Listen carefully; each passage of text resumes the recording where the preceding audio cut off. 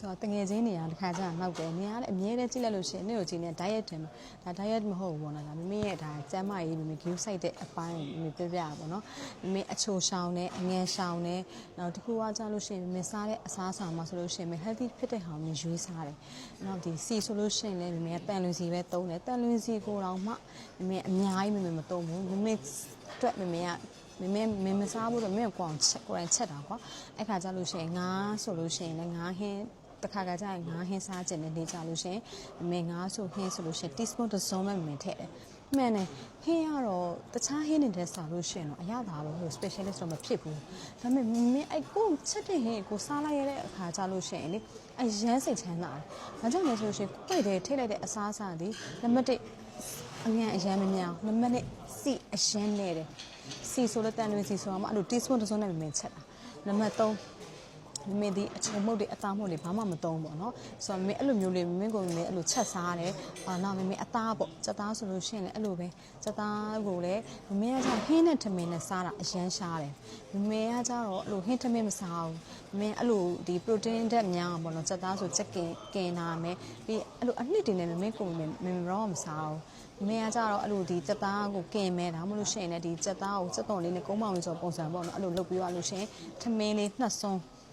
မစားတယ်ဒါတော့ထမင်းကိုမင်းအခုမှပြန်စားအရင်တော့ဆိုမင်းထမင်းနေ့ရောညတော့မင်းဖြတ်ထားတဲ့ခါလေးလည်းကြုံမှုတာပေါ့နော်ကိုကဒီ weight body weight တက်မှာအရင်ကြောက်တဲ့တဲ့မှာပါတယ်ဆိုတော့ body weight ကလည်းခရီးသွားပြီဆိုရင် weight ကလုံးဝအရန်တက်သွားပြီခရီးရောက်လို့ရှိရင်တော့ကိုလုံးဝလွတ်ပေးလိုက်ပြီကွာဟိုပြောရမယ်ဆိုလို့ရှိရင်ကွာခရီးမှာတော့မင်းအဲ့လိုမထိန်းချုပ်ဘူးပေါ့နော်မင်းစားတယ်အချိုဆိုလဲစားတယ်နော်ပြီးသွားလို့ရှိရင်မင်းအေးတောက်ချင်တယ်ဆိုရင်မင်းတောက်လိုက်တယ်နောက်ဒီဟိုတခါကြအချိုလေးပါဆိုရင်မင်းစားလိုက်တာပေါ့နော်အဲ့ဒါပေမဲ့ပြန်လာပြီလားမင်းအဲ့ချက်ချင်းအဲ့တက်သွားတယ်လို့မင်းပြန်ချပြီအဲ့လိုမျိုးပေါ့နော်ခရီးမှာတော့မင်းလုံးဝမရှောင်ဘူးပေါ့နော်ခရီးရောက်လို့ဆိုမင်းကိုမင်းလှုပ်လိုက်တယ်ဆိုတော့မင်းရဲ့ body weight ကိုမင်းကတက်မှာမင်းအရန်ကြောက်တယ်အဲ့တော့ခရီးတွေကလည်းဖြစ်ချင်တော့တလားတစ်ခါလောက်ကိုခရီးရတယ်ထွက်ဖြစ်တယ်ဆိုတော့ခရီးထွက်ရမင်းအရန်ကြိုက်တယ်မင်းအရန်ကြိုက်တယ်ကွာခရီးထွက်ရတဲ့ဟာလေတခြားဒီပြောရမယ်ဆိုရင်ကွာတခြားဒီမမောစရာတခြားဒီပစ္စည်းဥစ္စာတွေပေါ့နော်brand တွေဘာတွေကြားလိုက်အဲ့ဒါတွေကမင်းအရင်တော့အရန်မှတ်မောခဲ့တယ်အရင်တော့အရန်စင်ရွှေရတနာနေမင်းအရန်မှတ်မောတယ်ဒီစုတာပေါ့နော်အသက်တစ်ခုရလာတဲ့အခါကျတော့အဝတ်စားတွေပြီးတော့ကွာအသက်တစ်ခုရလာတဲ့အဝတ်စားတွေမင်းအဲ့လိုမျိုးတွေမှတ်တယ်နောက်မင်းစိတ်ရွှေရတာတွေမင်းစုတယ်နောက်ပြီးတော့လို့ရှိရင်မင်းဒီလိုပေါ့နော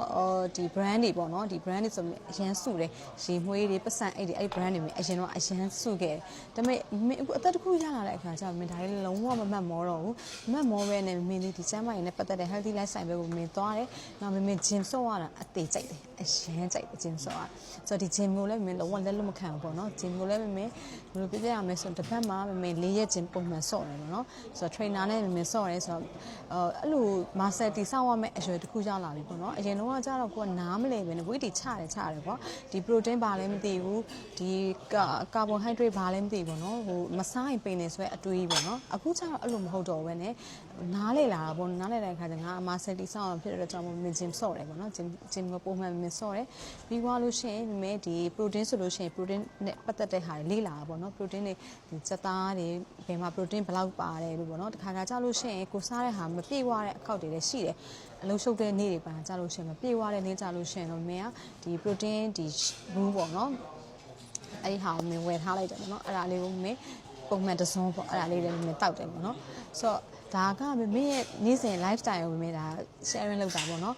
ဘာလို့လဲဆိုလို့ရှိရင်အသက်တစ်ခုရလာလို့ရှိရင်မိန်းမတွေကယောဂရဖို့လည်းလွယ်တယ်လေဒီခေတ်မှာယောဂဝင်မှုကချောင်းနေတာဆိုတော့အဲ့တော့ကိုကအဲ့လိုမျိုးလေး take care လုပ်လို့လဲကိုဒီအသက်အရွယ်မှာပေါ့နော်ဒီလောက်ထိကိုထိန်းနိုင်တယ်ဆိုတော့အကုန်လုံးကလည်းကိုအများသောအဖြစ်အားလုံးတော်တော်များများရတယ်မိန်းကလေးအချင်းချင်းတော့မင်းအကုန်လုံးမေးကြတာပေါ့နော်ဆိုတော့ဒါမင်းအခုဒါ